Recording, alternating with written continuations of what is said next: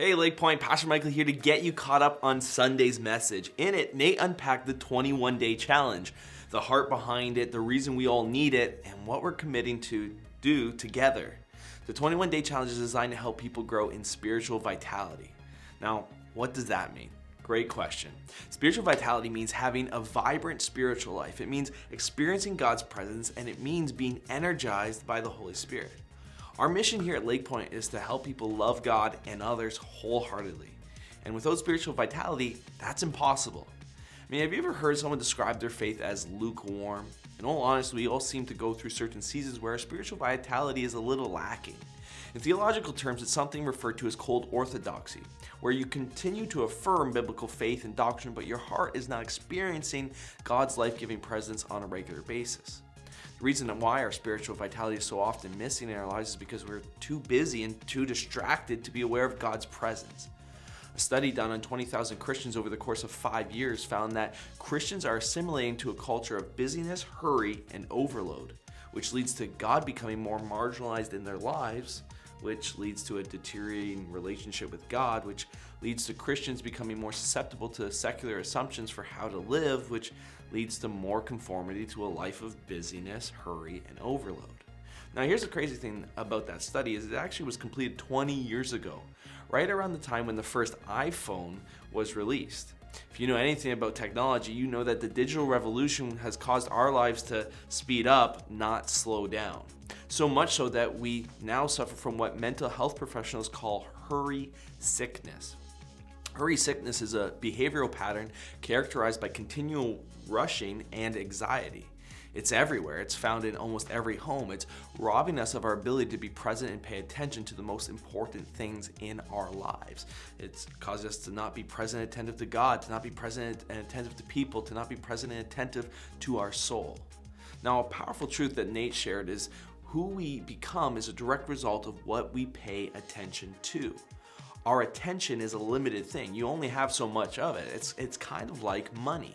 And when you pay attention to something, you're buying a ticket so that your brain can attend. The question is, though, what are you paying attention to? Big business understands how valuable your attention is. We now live in what's called the attention economy. Some of you watching this are old enough to remember when we used to live in a resource economy where you would go to the market and purchase things like corn. Then we moved to a manufacturing economy where you'd go to the supermarket and purchase already manufactured items. And then we moved to a service economy where service was the product. And from there we moved to an experience economy. Think Starbucks. The experience you have is a part of the product. Now we're in an attention economy where you are the product. It's the precious seconds of your attention that are for sale. Big tech companies have thousands of engineers who work around the clock to exploit vulnerabilities in your human psyche to steal more and more attention from you. They're so good at it that they've learned how to hijack your decision making. As humans, we love to view ourselves as creative, original, and spontaneous, in which we freely choose our thoughts, beliefs, desires, and feelings, but this is rarely true. The reality is we are easily shaped and deeply influenced by simple cues and basic psychological tricks that manipulate our minds and they hijack our habits. The digital revolution has not just distorted our desires, it's distorted us. We've become less real, less human. People sit alone in front of a plastic box streaming friends instead of going out with real friends. People tend to their Farmville crops online while living in a basement apartment with no backyard.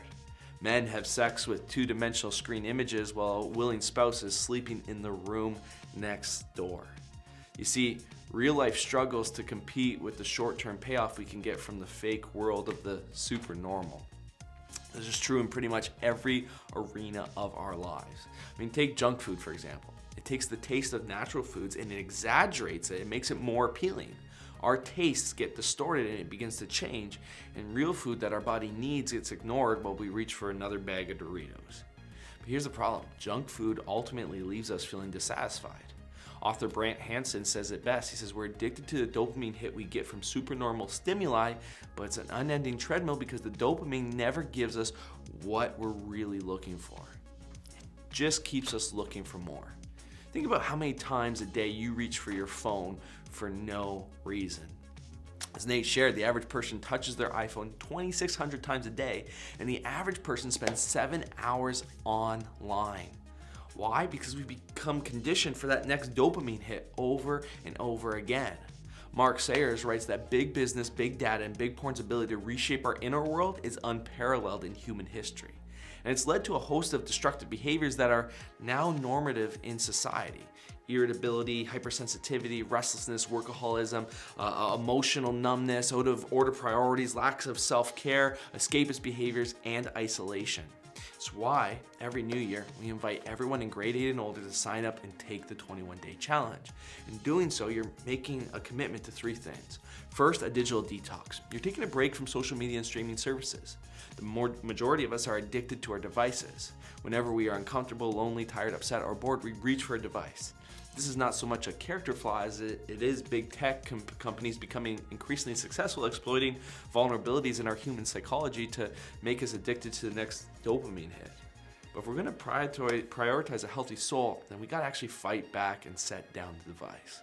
The second commitment is to remove something from your life, but rather to add something. Daily connect time, 20 to 30 minutes a day where you read and reflect on the Holy Spirit and then seek and soak in His presence. The book we're using to reflect on the person of the Holy Spirit is called The God I Never Knew, How a Real Friendship with the Holy Spirit Can Change Your Life by Robert Morris.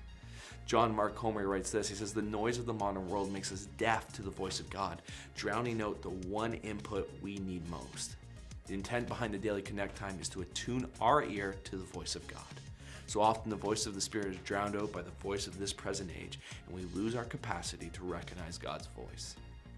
Third and final commitment is to join us for some devoted times of prayer. Join our weekly prayer concerts January 16th, 23rd, and 30th from 7 to 8 p.m. As a church family, we want to create space for us to experience a spiritual renewal, and so we want you to come with. We are also doing something brand new this year that is not really part of the 3 commitments I just told you about, but we would still love to have you a part of it. Every Monday to Thursday from 5:30 to 6:30 p.m., we're hosting an hour of prayer and fasting here in the Lake Point Auditorium during mealtime. Our goal is to contend for renewal in our hearts, our homes, our families, our community, our church, our country, and our world. Contending, it means to stretch, to fight for something, where we cry out for God, seeking His will on earth as it is in heaven. It's a persistent kind of prayer where we passionately stand in the gap and contend for God's presence to bring renewal to our lives and to the lives of those around us. On Mondays, we're contending for our kids and our families. On Tuesdays, we're contending for our church and our community. On Wednesdays, we're contending for our nation. And on Thursdays, we're contending for our world. We would love to have you join us as we attempt to move from passivity to passion and from consuming to contending. Well, friends, thanks for listening. Excited to do the 21-day challenge with you. Enjoy jumping into discussion questions. I'll see you next time.